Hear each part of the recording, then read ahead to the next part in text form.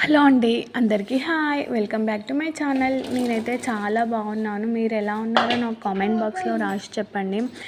ఈరోజు నార్మల్గా cauliflower rice చేద్దాం అనుకుంటున్నానండి. ఇంకా కర్రీస్, రైస్ పెట్టేసి అవన్నీ చేయడం ఇంకా చాలా రోజులైంది క్యాలీఫ్లవర్ రైస్ చేసుకొని. అలా అనేసి నేను క్యాలీఫ్లవర్ రైస్ చెప్తున్నాను.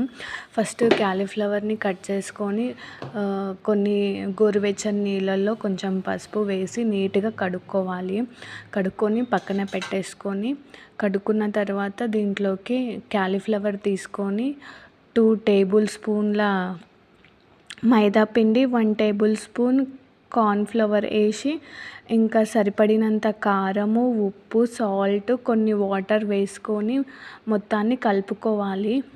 ఇలా చూపిస్తున్న విధంగా మొత్తాన్ని కలుపుకోవాలి.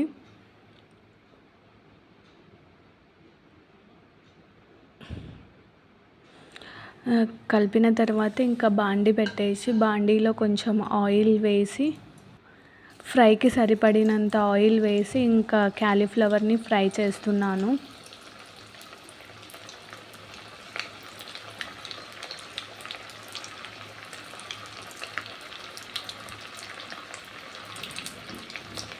క్యాలీఫ్లవర్ గోల్డెన్ కలర్ వచ్చే వరకు వేయించుకోవాలి. గోల్డెన్ కలర్ వచ్చింది, వేగిపోయాయి. ఇంకా ప్లేట్లోకి తీసేస్తున్నాను నేను.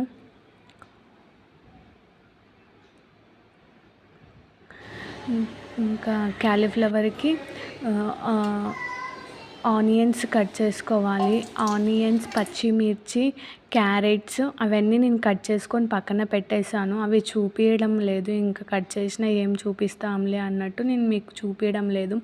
ఇంకా 2 టేబుల్ స్పూన్ల ఆయిల్ పోసి అందులోకి పచ్చిమిర్చి, ఆనియన్స్, క్యారెట్స్ మొత్తం వేసి కలుపుకోవాలి. కొంచెం సాల్ట్ వేసుకోవాలి.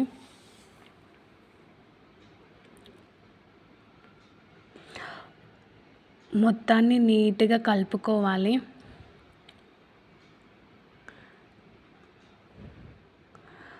అంటే ఫస్ట్ క్యాలీఫ్లవర్లో మనం కారం వేసి ఉంటాం కాబట్టి దీంట్లో కొంచెమే కారం పడుతుంది. సో అంటే సరిపడినంత మనకు తెలుస్తుంది చేసేటప్పుడు. ఇంకా నేను సరిపడినంత వేసేసుకున్నాను కారము. క్యాలీఫ్లవర్ దీంట్లోనే వేసేసాను.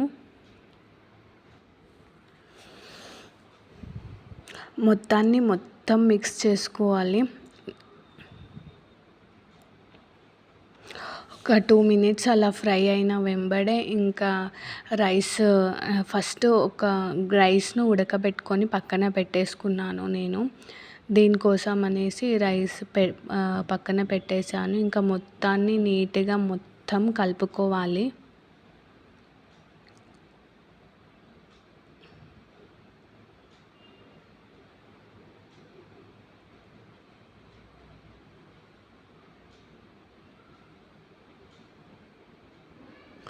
క్యాలీఫ్లవర్ హెల్త్కి కూడా చాలా మంచిదండి. అంటే నార్మల్గా ఉత్తిగా కర్రీ చేస్తే అన్నంకి అలా కొంచెం తినబుద్ధి కాదు. కానీ నార్మల్గా ఇలా ఫ్రైడ్ రైస్లు అనేసి ఇలా చేసుకున్నాం అనుకోండి, మంచిగా తినొచ్చు. సో చపాతీలకి అయితే క్యాలీఫ్లవర్ కర్రీ బాగుంటుంది. ఇంకా మొత్తం నీట్గా కలిపేసానండి. ఇంకా కొంచెం సాల్ట్ పడుతుంది అనుకుంటా, కొంచెం టేస్ట్ చూసుకొని సాల్ట్ వేసేసాను.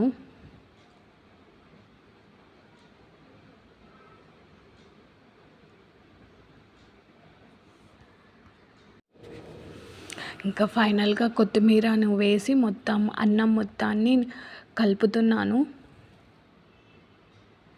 ఇంకా వేడిగా క్యాలీఫ్లవర్ రైస్ రెడీ అయిపోయినట్టే. ఇందులోకి సోయా సాస్, వెనిగర్ కూడా యాడ్ చేయొచ్చు. సో నేను అవి పిల్లలు తింటారో లేదో అనేసి, పిల్లల కోసం అనేసి నేను సోయా సాస్, వెనిగర్ వేయలేదు. ఇంకా కొంచెం పుల్లగా మంచిగా ఉంటుంది కాబట్టి నేను నిమ్మకాయని పిండుతున్నాను. నిమ్మకాయ పిండేసి ఇంకొక 2 టైమ్స్ అలా రైస్ మొత్తాన్ని కలుపుతున్నాను. ఒక 5 మినిట్స్ ఇంకా దమ్ చేసి తీసేసాను.